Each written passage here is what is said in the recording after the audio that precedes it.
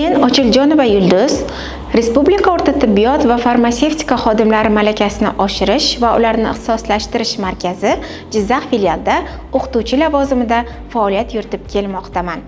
O'zbekiston Respublikasi Prezidenti Shavkat Mirziyoyevning 2025-yil 26-dekabr kuni Oliy Majlisga va O'zbekiston xalqiga yo'llagan murojaatnomasida belgilab berilgan ustuvor vazifalar, xususan korrupsiyaga qarshi kurash masalalari bo'yicha berilgan topshiriqlarni filial o'qituvchi va xodimlari bilan birgalikda namuna bo'lib ijrosi amalga oshirib kelinmoqda. So'nggi yillarda mamlakatimizda, jumladan sog'liqni saqlash tizimida korrupsiyani bartaraf etish, ochiqlik va shaffoflikni ta'minlash borasida tizimli ishlar amalga oshirilmoqda.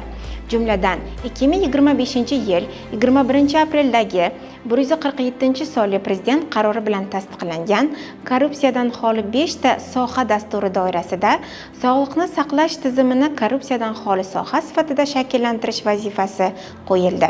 Respublika o'rta tibbiyot va farmatsevtika xodimlari malakasini oshirish va ularni ixtisoslashtirish markazi Jizzax filiali jamoasi ushbu vazifalar ijrosini ta'minlash maqsadida quyidagi amaliy ishlarni izchil olib bormoqdamiz. Raqamlashtirish ishlari filial tinglovchilarining qabul jarayonlari elektron platformada amalga oshiriladi. Nazariy dars jarayonlarini baholash yangi zamonaviy elektron pedagogik texnologiyalar orqali, amaliy darslar sun'iy intellektga asoslangan robotlashgan mulyajlar orqali baholash amaliyoti yo'lga qo'yilgan.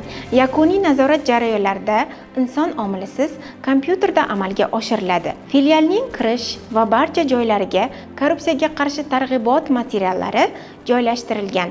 Filial xodimlari, o'qituvchilar va tinglovchilar orasida onlayn anonim so'rovnomalar muntazam o'tkazilmoqda va korrupsiyaga qarshi kurash komissiyasi tomonidan o'rganib chiqilmoqda. Filial ma'muriyati xodimlari, O'zbekiston Respublikasi Korrupsiyaga qarshi kurash agentligi, O'zbekiston Respublikasi Huquqni muhofaza qilish akademiyasi tomonidan tayyorlangan korrupsiyaviy xavf-xatarlar yuqori bo'lgan davlat xizmati lavozimlarida faoliyat ko'rsatuvchi xodimlar uchun korrupsiyaviy xavf-xatarlarni bartaraf etish mavzusidagi 24 soatlik maxsus chuqurlashtirilgan o'quv kursini muvaffaqiyatli yakunlab, sertifikat oldilar. Hurmatli fuqarolar hamda tibbiyot xodimlari, agar filialimizda korrupsiya bilan bog'liq holatlarga duch kelsangiz, befarq bo'lmang va quyidagi ishonch telefonlariga murojaat qiling. Biz korrupsiyaga birgalikda qarshi turamiz.